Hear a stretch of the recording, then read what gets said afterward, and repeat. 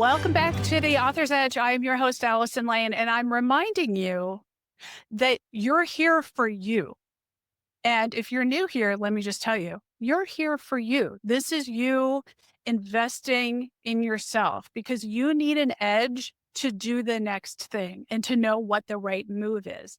Today, we're talking about the thing that smart people love to postpone until it's urgent. It's your digital presence. At some point, every person who has high credibility, and you know you do, hits the same wall. Your reputation is super strong, but your online presence doesn't match that. If you're an author, a speaker, a leader, and you're just doing the work, but you're not doing the other things, you're missing out because you are an entrepreneur. You are building an enterprise around your expertise. That's why your digital presence matters. Even when you're a corporate leader, your digital presence needs to be elevated to transcend the role that you're in. And that's not for vanity, it's for opportunity so that people want you, not just your role. So you need a presence people can find, a website. Yes, a website converts curiosity into action and a clean path for people to invest in themselves to hire you and not endlessly pick your brain because I don't want to be picked at and no one does. Sandra Scaiano is here from the Long Game podcast to talk about building a website that actually works for you and setting up a simple way for you to be present and discoverable in this digital universe, because that's where we actually are. Your platform, and I know that's another jargony term, which makes us all gag, but it actually needs to function and needs to be set up in a way that's easy, but it supports your next chapter. And if you don't know what your next chapter is, you can't get there without establishing something, because that's the foundation. So, Sandra, you know everything. When I first started working with women to help them go bigger, I turned to you. I was like, please show me how to do things. And you've always been that like digital wonderkin from the time you were in fashion marketing and you spent 20 years making things work before you built Sandra Sky. And you've seen a lot of fumbles, let's say, which I think I'm seeing too, but I want to see if you're seeing the same thing. When you see leaders come out and say, okay, I'm ready to go bigger, I want to be ready, when you know that they want to go solo or they want to go out on their own and they bring their corporate habits with them, what are the habits that don't work for personal branding? Well, one of the first things that comes to mind is not releasing into the process of the expert, right? Like you come from corporate, you're in charge of certain things, but you're not an expert in this area. This is a whole new arena when you leave corporate and go on your own, even creating a personal brand on your own.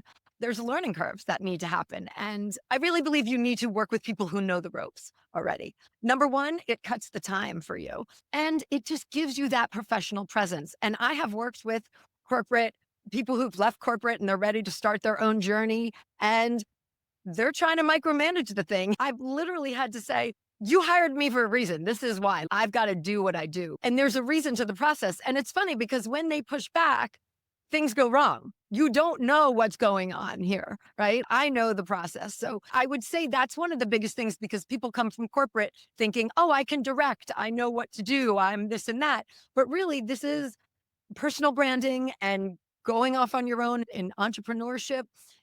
It is a process that you need to know the steps. You need to have done it. So you're just better for having worked with someone who knows that process and has experience there. Yeah, there are a lot of steps I think when you're have an employer you don't have access to, like you're not part of. But when you go out on your own, every decision is under your umbrella. And that decision fatigue, it just gums up the system. Like you and I know we should spend 30 seconds on this decision. But for someone else, it's like, oh, Oh, what and the font decision do by you count this committee. is? You get a sans serif font and a serif font. We don't care what it is, 30 seconds and move on. That could be a longer conversation, but it doesn't move things forward. So there are certain things that you just have to decide and move forward. One of the things I like to say to all of my clients is everything is malleable. This digital world, it is not fixed. It is not a printed book. So if you decide you want to change that font, it's simple to do that. Some things you have to rework, but it's okay. Like I really encourage people to go with what they feel and move on, or else you're getting hung up in the process. So, having them understand that this is fluid. What we do online is fluid. Everything can be changed, everything can be edited, the images can be swapped out. Like you can not let it hang you up so that you can move to the next step and then go back We at a later date. we want momentum. Yes. And it's fine to say, time out. Let me go and see if I want to change anything and do that deliberately. Sandra, you're a web design expert and an SEO expert. And in this time of SEO and AI, EO, what is the big change that we need to know about how people get discovered online?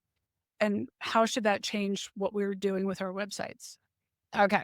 Ugh. First, I want to start out with we're still 2 feet in two different worlds. You will hear SEO is dead, and they'll make you think, oh, people are just reading the AI snippet and not coming to your website. Like that is happening, but at a very small percentage right now. 90% of people or more are still using Google search. Yes, people are going to ChatGPT and searching, and we'll talk about how to show up there. But the hype is oh, this is dead and it's not. You still need these foundations. We are still feet in two worlds. And until the balance has switched all the way over, you've still got to do that traditional SEO piece. SEO is very relevant.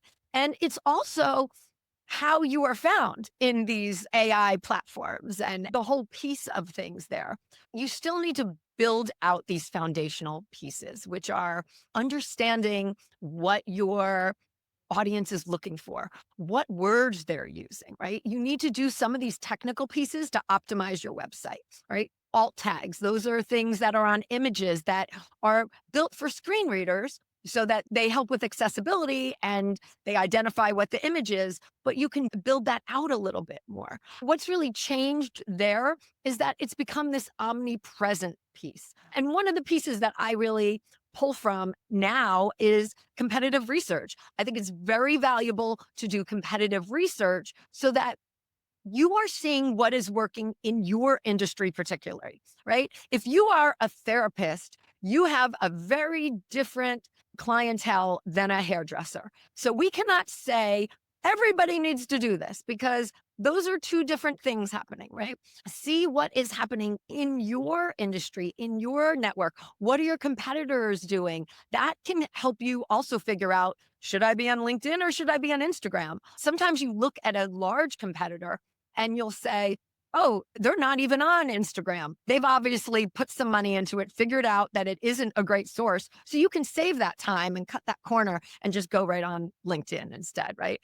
Follow suit. There's a lot going on with doing your research, understanding your intent. Intent is another piece that when we talk about keywords, to understand the intent of the user, what they're searching for, right? Some people are just searching for information.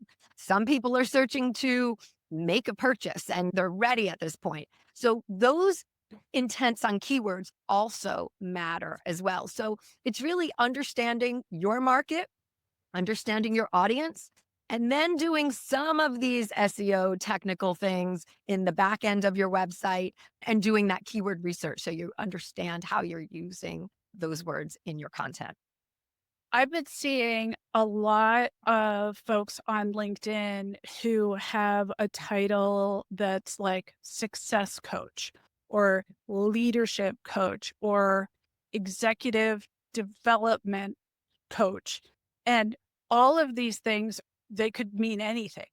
They could, based on that person's schooling or education or experience or methodology, because there are leadership coaches that are really career pathing Uh-huh. coaches, but people don't search career path coach. Yeah. There are mindset coaches, but people don't say, I need to change my mindset, I don't think. And then there are people who are just work with C levels to who are already in the C suite who want to go even bigger. And many of them are my clients. And I'm always the one saying, what is your person searching for? And are they actually searching? Or if you're already in the C suite, maybe you're not searching, maybe it's just a referral. If that's your area, how would you guide someone on their first steps?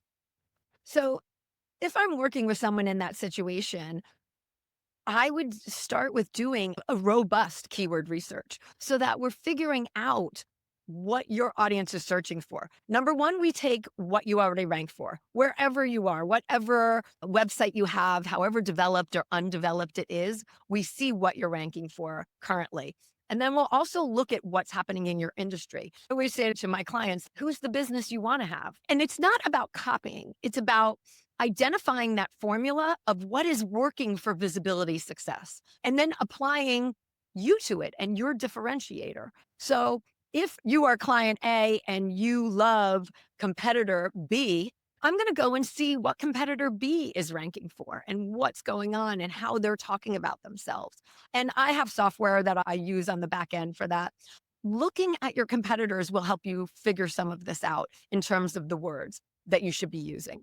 Will those words be obvious if someone went to their competitor's website? Obviously, you have a custom tool, but if they're just starting out and they don't even have a website yet, do they use just Google Yeah, their literally two things that they can do in to start out. Number one, see what your competitor is calling themselves and talking about. It doesn't mean, again, that you have to be the same, but you'll know if you should be something completely different if you're off base. You start to see what's happening in that nomenclature there.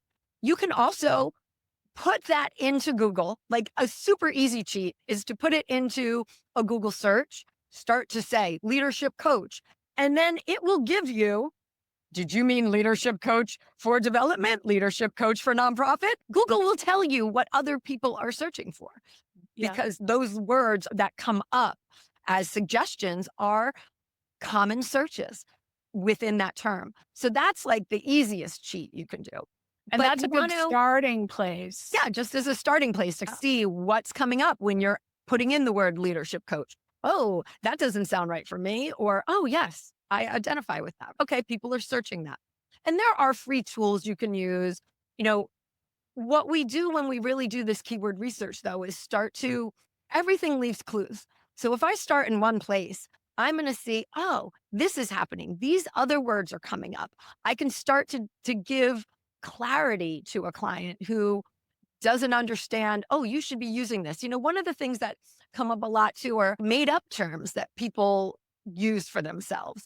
And it's not wrong. Like you can actually own a term, but we want to go in and see what is related with that. And the way that like keywords work are they're given a keyword difficulty. So that's a 0 to 100 rating, and 100 being the hardest, 0 being the easiest to be able to be found for, rank for, those type of things. So you may go for a different term. I'll give you an example. I have an author client who is focused on healing, and she even had the word healing. We did a lot of keyword research in the naming of her book for her tagline, and healing was a big piece of it, which that's a tough one. WebMD owns healing, not you as your first time author. So, like, how can we position you in different ways? There are all these layers that you don't think about when it comes to healing. And so, in that case, we really look at all of her content and Yes, you can still go up against WebMD for healing, but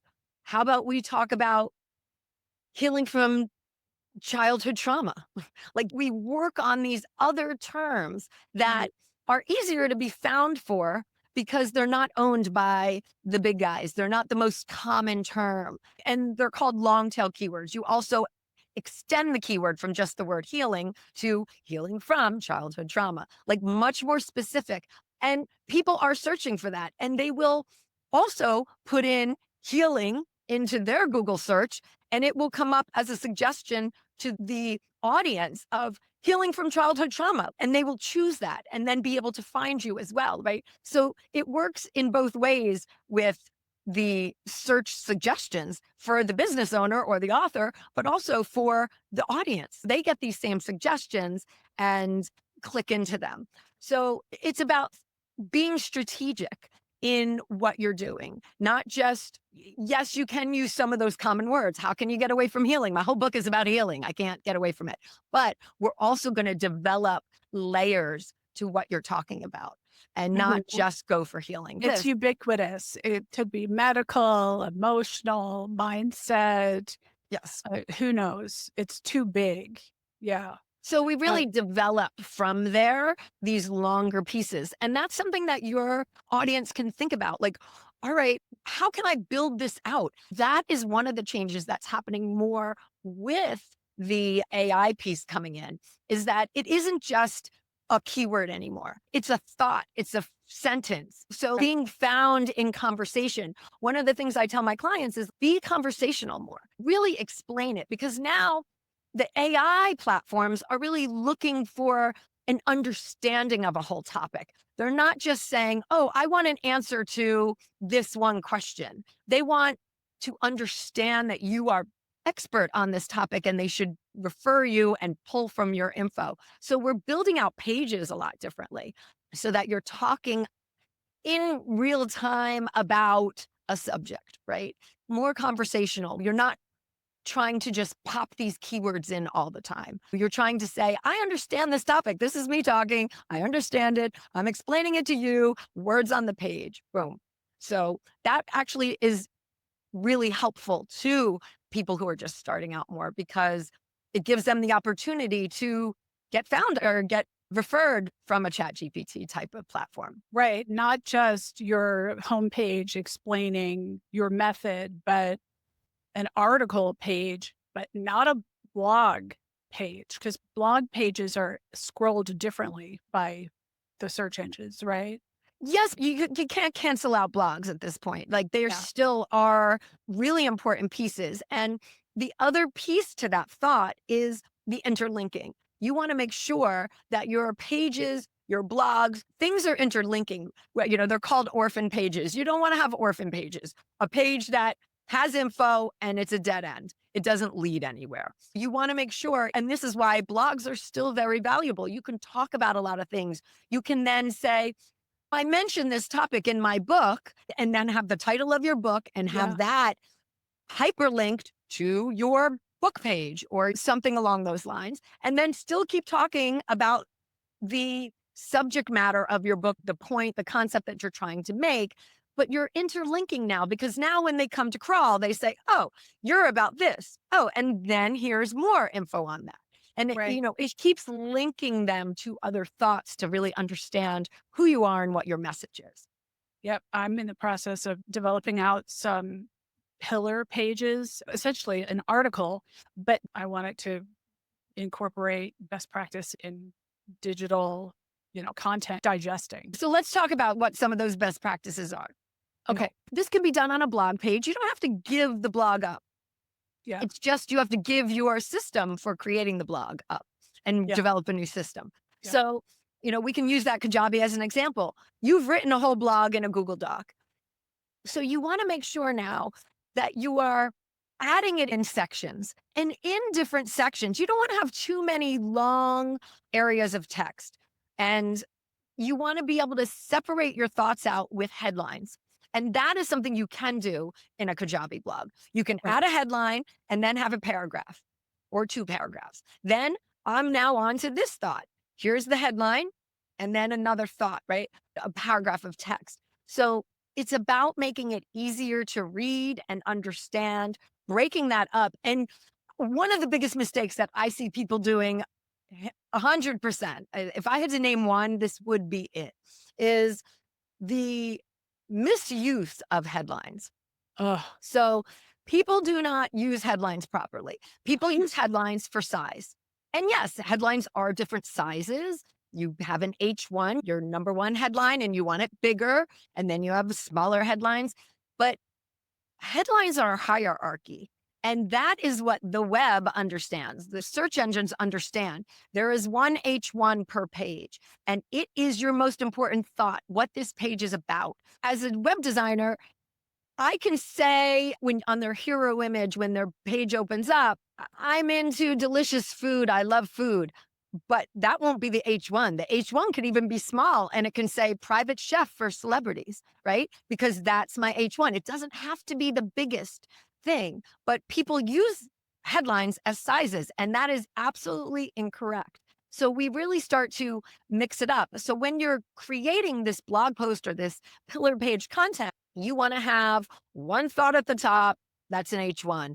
Then as you're going down the page, each section will have an H2, which is the second most important headline. And you can have multiple of those. And so, one of the ways I try and explain this is think about an outline, the standard Roman numeral outline, right? Like you have a Roman numeral and then you have a capital A. And then when you indent more, you have a number one. And then you have a lowercase a.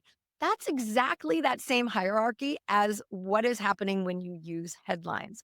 Your main thought is the Roman numeral, and then your H2 is your capital letter Right. area.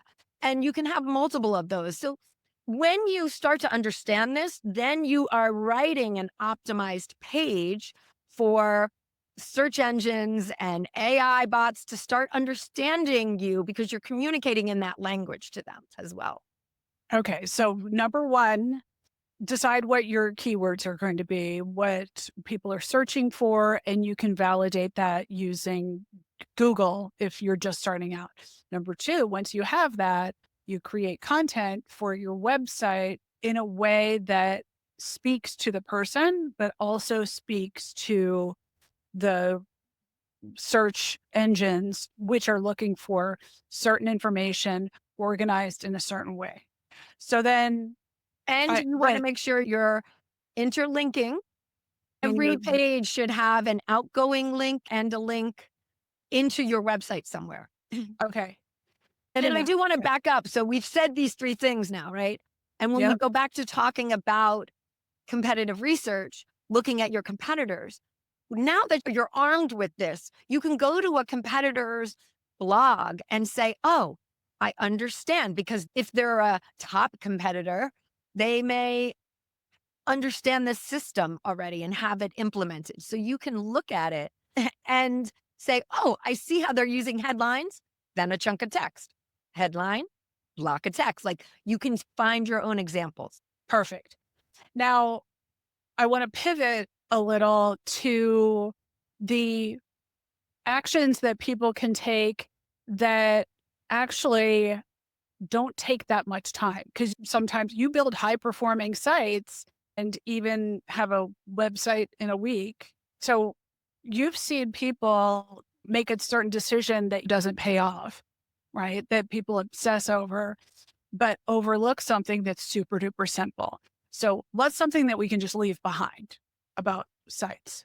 Listen, you can do them yourself. And it is a good starting point. The point is get up there, get something Yeah. going. And I actually work with a lot of people who have had their own site for 5 years. It doesn't matter how mucked up it is. And then they come and they're like, I'm this far along in my business now. I'm ready to invest in something for the next step. You don't have to spend it in the beginning, but it's also, you need to look at your own situation of where am I in my timeline? Hiring an expert and bringing help on will just move you further forward faster. Yeah. Is it time or is it money? Is really the question you have to ask yourself. So one of the other things that I like to tell my clients is there's no wrong answers when it comes to any of this. I have a client who I work with. She's been in business for just 10 years at least now, and hasn't done the most basic things, but makes a couple $100,000 a year, right? And it's okay. Like you can get on without doing all the best practices. Now, granted, everything is relative, right? She started earlier and now has built a reputation and done launches and all of these things, but it doesn't mean nobody's going to ever come to my website at all because I didn't do Yeah. this. What that means to me is like it's room for improvement. When you're ready for the next thing, we're going to do those best practices for you. I have a lot of clients who are like, I just want to be the expert. I don't want to even learn this. There's nothing wrong with that approach either. So you really have to understand your own approach and know there's no wrong answer. Like people build their businesses up very far. I was on a call the other day with two women business owners. They have built a lovely business, very successful. And they're like, we want to do this now. We want to do that. And of course, when I look at things, I'm like, you don't even have a headline. You have paragraph text, just bigger. Of course, Sure. it's not finding you. And just because you have longevity, there are things you're ranking for, right? But that was an interesting piece because when I look in my software, let's say they were ranking for 400 keywords. The top competitor in their industry was ranking for 17,000. So there is a lesson to be learned, which is insane. But okay, so we can learn a lot from them. And we did. I was already like, okay, look at this. You're not doing this. In on a consult call, and I will do this for anybody. Come onto my website, sandrasky.com. There's a button, book a free call. We'll talk about your business. And I will pull this up and give you a quick overview. One of the things we talked about, I found on the first page of keywords of their competitor was this is an event business. And their competitor was ranking for like high school reunions. And I said, are you marketing to high school reunions? No, no, we're not. I'm like, there you go. That is like on their first page of like my info, which of the 17,000, right? We just find things. And that's what's cool about understanding and looking. And granted, I found that because I can do that with my software, but they could have found that by going to the competitor because that keyword is linked to a page. That is really the power of what we're talking about. There's no wrong answers. They still built a good business, but now they're ready to build it further. Say you're getting started, you still are doing the job that you're still teaching at the university, or you're still seeing patients and clients in your therapy business, but you also want to do this other thing. And people, they set up their website, it adheres to the guidance that you've given us. But the thing that I see is that it's not clear what the website visitor needs to do in order to connect with them. Sometimes people will have a contact me and then it's send me an email or what? I don't want to have to write you an email. It feels like homework. Get in touch and let me know what you need. Like, why do I have to figure out what I need? So the easiest thing I would think is to make it easy for people to engage with you. 100%. What does that look like for someone starting out? I think it's because they don't believe that someone will want to engage with them. So they think the contact page is just in case somebody wants to connect with me. I think what happens is when you're doing it yourself and you're starting out, they're going to, no knock on any of these, Squarespace and pulling a template for a website. And it Yeah. is generic. It's the same piece that we were talking about of, are you a hairdresser or a therapist? Like the same advice doesn't hold because you need customized, you need to think about it. And it doesn't mean you can do that. You can do that thought process. So one of the things that your authors can do, your audience can do is really think about the customer journey. And that's one of the things that I do with my clients all the time before we even start work. What do you want to have happen? I want someone to come to my homepage and do what? Read about me, click on a service, which goes to a service page, which what do they get there? They're called funnels, but they don't have to be complicated. Like mine is the easiest funnel. Come to my site, look around, book a call. That's all I Yeah. want you to do is book a Book a call with call. me. I don't want you to really do anything else. I do have a pop-up that says get on my newsletter, whatever. It's not even specific. It doesn't matter. Like Yeah. all I want you to do is book a call with me. So it's not hard. It doesn't have to be hard. But really Think about that customer journey. There's so much value in that. What do I want somebody to do? Book a therapy appointment or book an exploratory call before they can become a client. I want someone to listen to my podcast. I want someone to download my free PDF because then they're going to know I really know my stuff about Yeah. whatever. And I will say on your PDFs, make sure you're branding them. So your user takes the PDF and it goes into their downloads folder with all the other PDFs, and they don't know where that brilliance came from. Have your website just so people can trace it back at some point. So the idea with the customer journey is think about what you want them to do. And it can't be just, I want them to buy the book. Nobody wants to be sold to. They want a gift. They want something that's for them. And listen, promote your book. Yes. Tell them that it is going to be great that you read my story about my childhood trauma and how I overcame it because maybe you could too. Yeah. Great. But figure out the flow of what you want to say. What are you selling? What is the end result? How are they going to Mhm. get there? So smart. Sandra, you've given us so much to think about. And for the person who's, okay, I know I'm hearing I need a website. I think I know what my keywords are. What is the thing that they can do today and just take 15 minutes to do a tiny baby micro step? Look at what you currently have, right? Yeah. Give yourself 15 minutes on the timer and look at it, right? Know what you're dealing with. And then again, everything is malleable and it all doesn't have to be done at once. Let me tell you, I have to redo my website so bad, but I'm on a train that is not slowing down. And I'm Yeah. like, all right, I know what needs to be done. Yeah. It's going to get done, but it's okay. It still works. It's good. It's whatever. So look at what you have and be honest with yourself. When people come to me, sometimes I had a client who her whole, even beyond the hero image, was just like her big circle logo. Okay, maybe before you even hired me, you could go into Squarespace and figure out how to make that smaller. That You know, image doesn't have to be 900 pixels across. I know we take these first steps to get it up. Oh, she just had to get that up and get it ready. 5 years ago, she did that. Yeah. Well, in your 15 minutes, you can be like, that logo is really big. Okay, figure out how to make it smaller. Go into Squarespace help, Google, go onto ChatGPT, ask, how do I make this smaller? And that could be the one thing that you figure out. What are the simplest steps for me to do? Take this one itty bitty action that bothers me. Something bothers you. So figure that out. You can take a screenshot and upload it into ChatGPT and say, this is my header, hero, giant logo. What should I do for my website? And put your web address and a photo, and it will look at it. It will tell you, like, it'll give you a list of things to do. You might not know how to do them all or want to, but you can peck away one at a time and Yeah. get it to a point that I feel better about myself. Okay, I'm moving forward.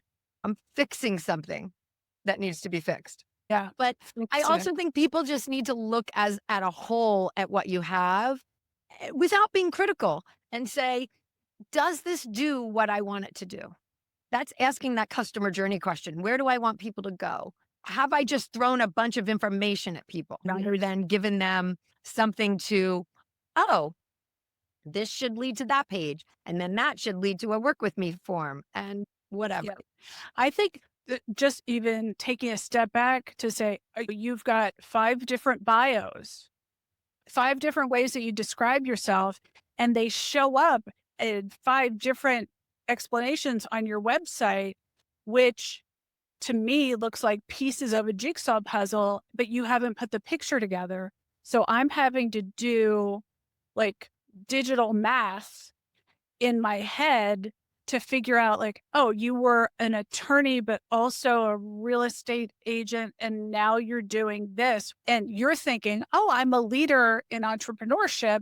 But all I haven't, as the visitor who just met you in your digital presence, I don't know what this is leading to. So it really is our jobs to put together that formula and then please, the content that you're not using, put in a folder called parking lot. It's like it's digital debris, but if you're not ready to let it go, put it away like in a digital garage, like in a box, so you don't have to look at it. I also want to say to that thought, people are, I'm writing my bio in ChatGPT now and just taking it out of there and sticking it on your website. Like those things need to be edited, read through, massaged a bit, right? Use it as a tool, but be sure to edit in there. So if you are using it to help you along the way, that it's making sense and it's engaging the reader rather than taking them on a tangent somewhere. Nobody wants to go on that ride, right? Listen, you're here because you're on your way and you're growing and you're expanding and you feel a responsibility to share what you know. This is the step you must take to share what you know. Your whole digital presence cannot be your LinkedIn profile that still reads lawyer, advocate. Like, we don't know what that means. You could be a mob lawyer for all we know. We don't trust you. We're like, what does that mean? So it's your job. We're here to guide you. And Sandra Scaiano, thank you so much for sharing your genius and your wisdom and giving me a to-do list, which I have reminding myself to put in my priority list to judge my own site and make sure my pages are linking in and out to each other. Thank you for having me. And for the listeners, there's no wrong answer. Just get started, get moving, and keep going. And listen, if you like the way Sandra thinks, you can listen to her podcast, The Long Game, which you definitely should. And you can connect with her and book time with her. That link will be in the show notes. We'll make it easy for you. Just click and go because everything needs to be easier these days.